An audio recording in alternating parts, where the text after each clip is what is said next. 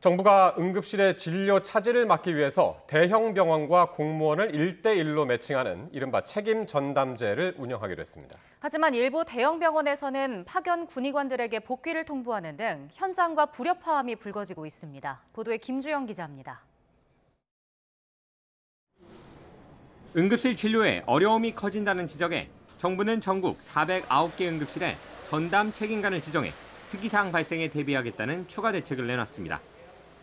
응급 환자 발생이 많은 추석 연휴를 앞두고 긴밀하게 대응하겠다는 계획이지만 기본 입장은 객관적인 지표를 봤을 때 큰 문제는 없다는 겁니다.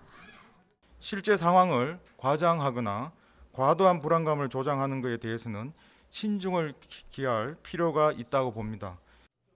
하지만 의사들은 정부 말대로 응급실 문을 열어놨다고는 해도 특정 과목별로 배후 진료가 어려워 의료 체계 붕괴가 우려된다고 반박했습니다.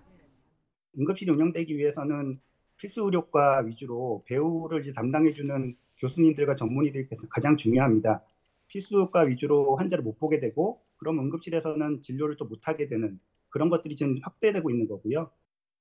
실제 올해 전국 응급의료기관이 국립중앙의료원 종합상황판에 띄운 진료 제한 안내 메시지는 지난해 같은 기간보다 22% 늘어난 것으로 나타났습니다.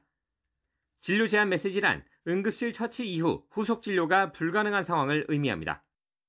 질이나 기능을 가지고 영향이 있는 사람들이 과연 어디에 포진돼 있느냐가 문제인데 또 여전히 양적인 문제로만 생각하시니까 문제가 해결이 안 되는 겁니다. 정부는 군의관 250명 파견에 기대를 걸고 있지만 효과는 여전히 미지수입니다.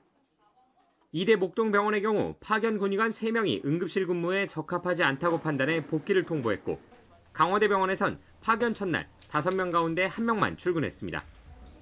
이에 대해 정부는 복지부와 국방부, 병원 등 3자가 논의해 이런 문제들을 최소화하겠다고 밝혔습니다.